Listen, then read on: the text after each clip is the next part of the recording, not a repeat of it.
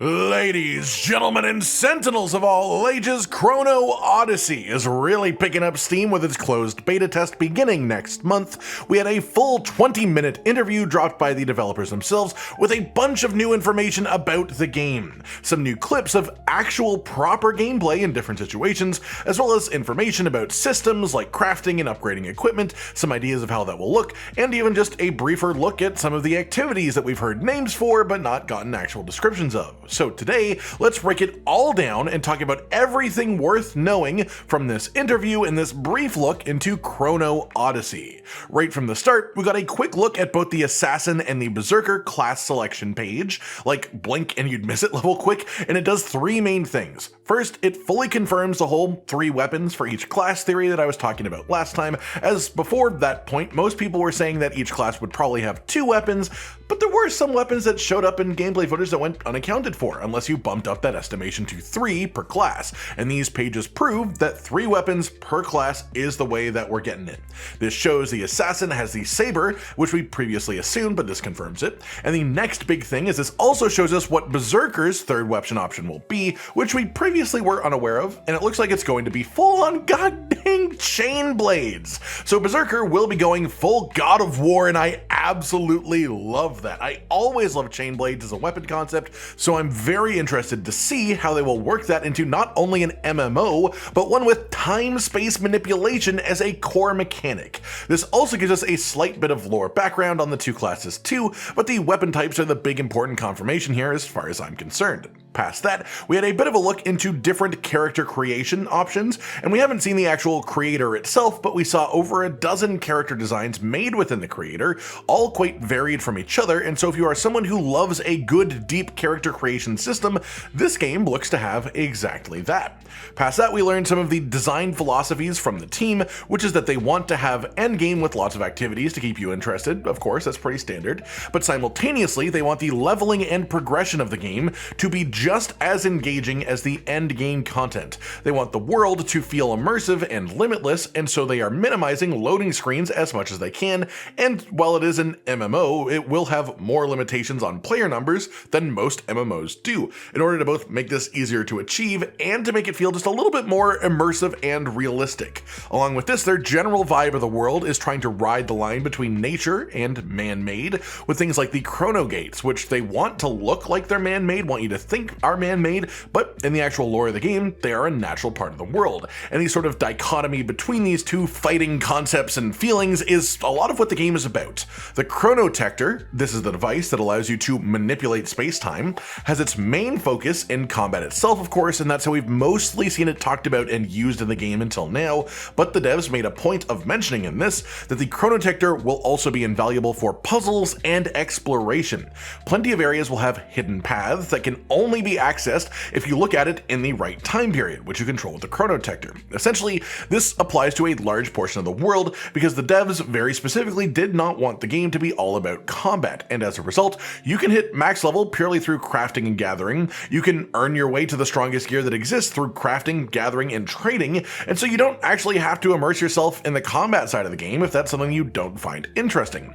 And you can just fully devote yourself to exploration and gathering, and the game will still reward you just the same. As well, this is not a game about following one objective to the next. They want you to explore, they want you to use your creativity and just go throughout the place and see what there is to do. The next big main topic is the classic Holy Trinity in MMOs and RPGs in general. Specifically for those who are less aware, this refers to the sort of triangle of classes. Generally speaking, in these types of games, different classes have different roles. Sometimes this is split even further into something like subclasses, so that every class has access to multiple different roles, but generally speaking, these will all be split between tanks, who are meant to hold enemy attention and take the majority of the incoming damage, DPS, who are your general damage dealers, not meant to be taking damage but just off to the side a little bit, outputting everything they can into the enemy, and then healers, whose job it is to just keep everyone else alive or to buff them or something like that.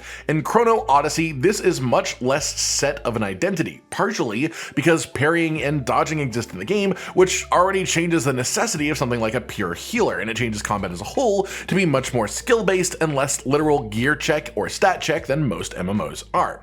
But the actual roles, like this, are more attached to specific weapons rather than classes.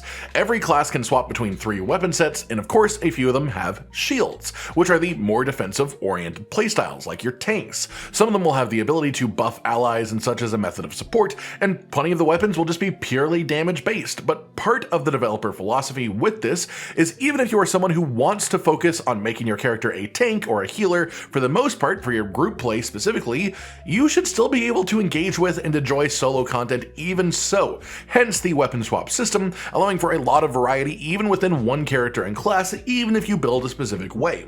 That said, the weapon swapping system goes deeper than this because they actively want you to swap your weapon in combat, during combat, frequently.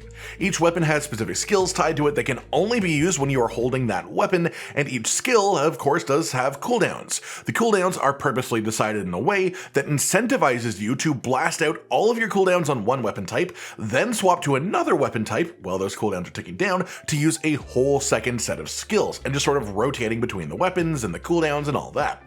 They even mentioned that swapping weapons can in some cases apply passive buffs, so they are really trying to incentivize the player to swap weapons constantly in combat. Outside of that, we got some more information about what activities will be part of the closed beta test in June, as well as some more details on what they actually are. Specifically, there will be 2 main single-player focused activities outside of quests, of course. Chrono Gates will lead to one-on-one battles against powerful Void Apostles, and from looking at the footage, this mostly looks like single-player challenge boss fights, with maybe a little bit of trap or puzzle management type stuff worked into them as well. Trials are sort of like a dungeon, but single player. There isn't too much of a focus in combat in these, much more about creativity, decision making, puzzle solving, and navigation, so a more exploration style solo activity. There will be 2 main sources of multiplayer content as well, which are expedition dungeons, and these are much closer to your sort of classic MMO dungeon experience, story playing out as you work through various groups of enemies and big bosses along the way, as well as region bosses. And these are big, massive, open world bosses that need to be fought by multiple parties at the same time together. They've also stated their goals for party size in general in the game. They want to keep it generally quite low compared to most MMOs to keep everything feel really weighty and centralized, and importantly to help make the time manipulation feel meaningful without it being overwhelming. What if there was too many people doing it? And so early game, most content is based around solo, just single player, or small groups up to 3 players maximum. Later game, you start to get a lot more 5-player based group content, but they are generally trying to avoid going past that limit. This leaves a bit of information up in the air about raids, as we know that there are raids planned for launch, and it is currently uncertain if these will be locked to 5-player parties, or if the raids are just the exception to this rule for this purpose. Past this, they wanted to point out some other methods of progression as well that are a little bit less standard. Labyrinths are essentially massive puzzle chambers with lots of platforming in them. There's timing challenges in them and such, but minimal combat.